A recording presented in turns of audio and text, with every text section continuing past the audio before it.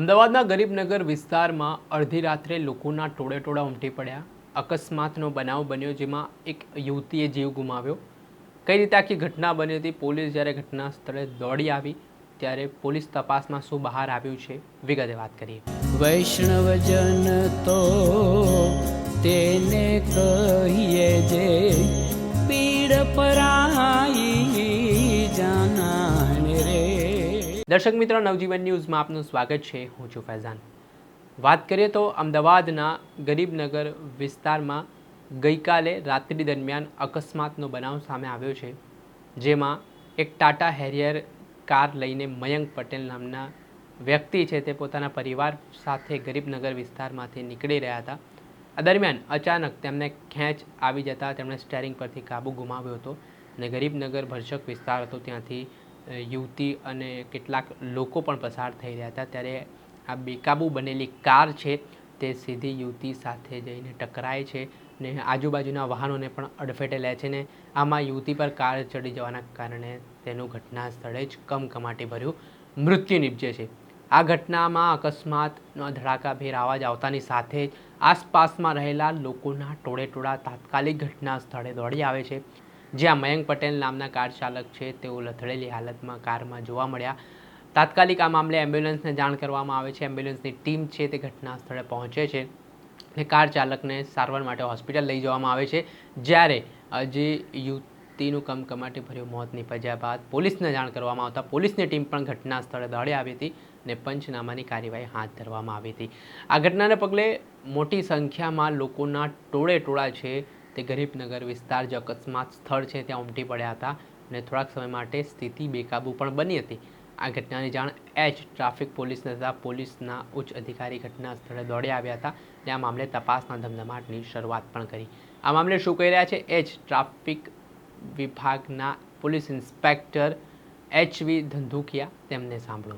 આજ રોજ traffic police સ્ટેશનના હદ વિસ્તારમાં જે ગરીબનગર 4 રસ્તા છે ત્યાં અજીત મિલ તરફથી એક હેરિયર ગાડી છે જેના નંબર છે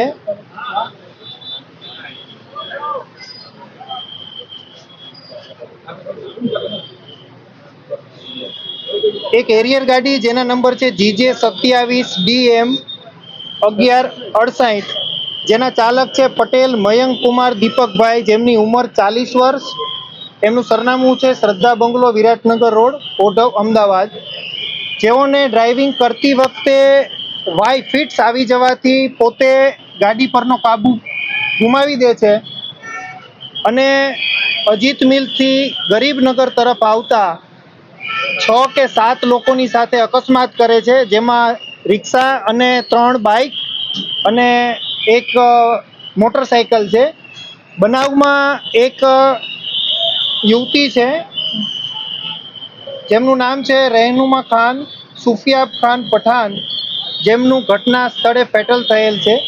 બાકી લોકોને નાની મોટી ઈજાઓ થઈ છે, જેમને સારવાર અર્થે સિવિલ ખાતે લઈ જવામાં આવેલ છે. તદુપરાંત આગળની તમામ જે કાયદેસરની કાર્યવાહી છે તે અત્યારે ચાલુ છે.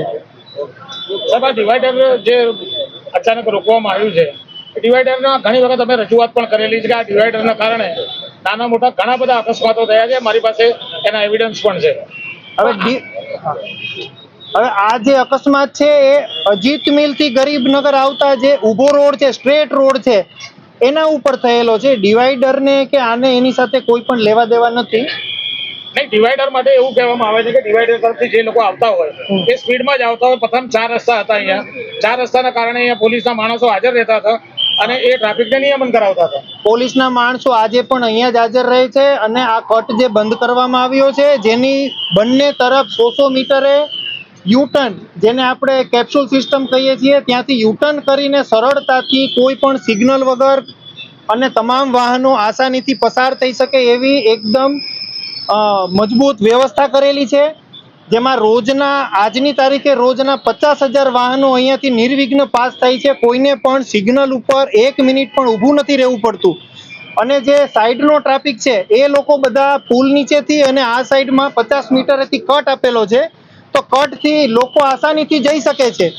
કોઈને પણ વેઇટ કરવાની જરૂરિયાત નથી પડતી. જે આપે સાંભળ્યા હતા એચ ટ્રાફિક બીટના પોલીસ ઇન્સ્પેક્ટર HV ધંધુકિયા તેમણે આ મામલે માહિતી આપી છે.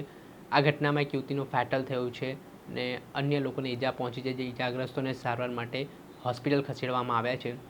આ મામલે પોલીસે અકસ્માત મોત અંગેનો ગુનો નોંધી હવે આગળની કાર્યવાહી હાથ ધરી છે.